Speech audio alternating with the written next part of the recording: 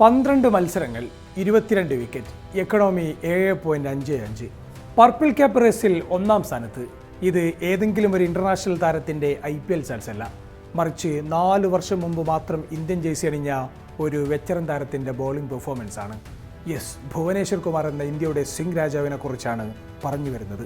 ബുംറയും ഹേസൽവുഡും Jofra ആർച്ചറുമെല്ലാം പോരാടുന്ന ലോകത്തിലെ ഏറ്റവും വലിയ ഫ്രാഞ്ചൈസി ക്രിക്കറ്റിൽ ഈ വെറ്ററൻ താരമാണ് ഇപ്പോൾ ഹോട്ട് ടോപ്പിക്. ഒരു കാലത്ത് ഇന്ത്യൻ പേസ് ഡിപ്പാർട്ട്മെൻറ്റിനെ നയിച്ചിരുന്ന അയാൾ 36-ാം വയസ്സിലും അതിഗംഭീരമായി താൻ തീർന്നിട്ടില്ല എന്ന് പ്രഖ്യാപിക്കുന്നു. നിർണായക ബ്രേക്ക് ത്രൂ വിക്കറ്റുകളുമായ RCBയുടെ വിശ്വസ്തൻ. പവർ പ്ലേയിലും ഡെത്ത് ഓവറുകളിലും ഓരോ മത്സരത്തിലും അയാളത് തെളിയിച്ചു കൊണ്ടേയിരിക്കുകയാണ്. ചിലർ അങ്ങനെയാണ്. അവർ ബഹളങ്ങൾ ഉണ്ടാക്കാറില്ല, പ്രകോപനങ്ങളുമായി വരാറുമില്ല. എന്നാൽ അവർ കയ്യിലെടുക്കുന്ന വെളുത്ത പന്ത് അന്തരീക്ഷത്തിലൊന്ന് വളഞ്ഞു തുടങ്ങുമ്പോൾ ലോകത്തിലെ എത്ര വലിയ ബാറ്റിംഗ് കരുത്തും ഒന്ന് വിറക്കും. അതെ, ഇന്ത്യൻ പേസ് ഡിപ്പാർട്ട്മെൻറ്റിനെ ഒരു കാലത്ത് ഒറ്റയ്ക്ക് തോളിലേറ്റിയ വിശ്വസ്തൻ, നമ്മുടെയെല്ലാം സ്വന്തം ഭുവനേശ്വർ കുമാർ. ഭുവിയെ ഇന്ത്യയുടെ T20 പ്ലാനിലേക്ക് പരിഗണിക്കൂ. കഴിഞ്ഞ ദിവസം IPL ഡിസ്കഷനിടെ മുൻ ഇന്ത്യൻ താരം അശ്വിൻ പങ്കുവച്ച വാക്യം ഇങ്ങനെയായിരുന്നു: വീരേന്ദർ സേവാഗ് അടക്കമുള്ള മുൻ താരങ്ങളും സമാനമായ പ്രതികരണം നടത്തുന്നത് നാം കാണുന്നു.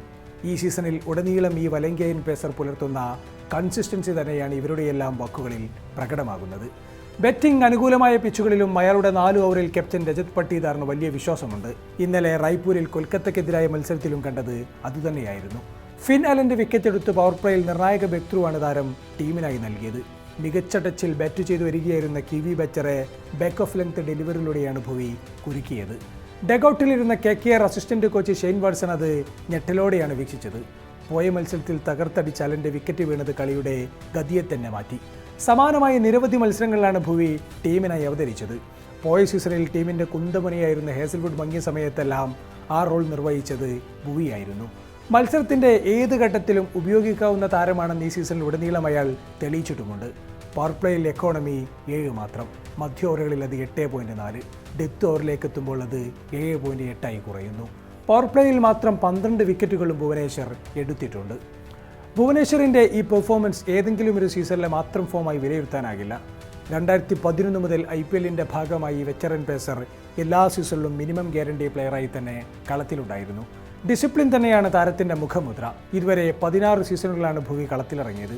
202 മാച്ചിൽ നിന്ന് സ്വന്തമാക്കിയത് 220 വിക്കറ്റുകൾ, 2 തവണ 5 വിക്കറ്റ് നേട്ടം. സ്വിംഗ് ബൗളിംഗിലെ മികവും ലൈൻ ആൻഡ് ലെങ്ത്തിലെ കൃത്യതയും ഈ ഇന്ത്യൻ പേസറെ വ്യത്യസ്തനാക്കുന്നു.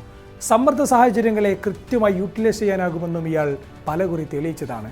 സൺറൈസേഴ്സ് ഹൈദരാബാദ് 2016-ൽ IPL കിരീടം സ്വന്തമാക്കുമ്പോൾ ഡേവിഡ് വാർണറിൻ്റെ പ്രധാന പടയാളിയും ഭുവനേശ്വർ കുമാറായിരുന്നു. ഒരു പതിറ്റാണ്ടിനിപ്പുറം IPL 19-ാം പതിപ്പിൽ എത്തി നിൽക്കുമ്പോഴും കാണുന്നത് SRHൽ കണ്ട അതേ ഭുവിയെ തന്നെയാണ്. അന്ന് വാർണറിന് വേണ്ടിയാണെങ്കിൽ ഇന്ന് പാട്ടീദാറിന് വേണ്ടിയാണെന്ന വ്യത്യാസം മാത്രം. മുംബൈ ഇന്ത്യൻസിനെതിരായ മത്സരത്തിൽ രോഹിത് ശർമ്മയെയും സൂര്യകുമാറിനെയും മടക്കിയ പെർഫെക്റ്റ് ഡെലിവറിയും അവസാന ഓവറിലെ വിജയമുറപ്പിച്ച സിക്സറും RCB ആരാധകർക്ക് രോമാഞ്ചമണിയിച്ച നിമിഷങ്ങളാണ്. ഫ്രാഞ്ചൈസി ക്രിക്കറ്റിൽ തിളക്കം നഷ്ടമാകാതെ തുടരുമ്പോഴും ദേശീയ കുപ്പായത്തിലേക്കുള്ള വിളി പലപ്പോഴും അയാളെ തേടിയെത്തിയിട്ടില്ല. 2022 നവംബറിൽ ന്യൂസിലാൻഡിനെതിരെയാണ് അയാൾ അവസാനമായി ഒരു രാജ്യാന്തര മത്സരം കളിച്ചത്.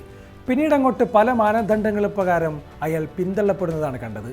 പരിക്കും ഫിറ്റ്നസ് പ്രശ്നങ്ങളും അയാളുടെ അവസരങ്ങൾ നഷ്ടപ്പെടുത്തി. ജസ്പ്രീത് ബുംറ, മുഹമ്മദ് സിറാജ്, അർഷദീപ് സിംഗ്, മുഹമ്മദ് ഷമി എന്നീ താരങ്ങളുടെ വരവും ഭുവിയുടെ സ്ഥാനം ഇല്ലാതെയാക്കി.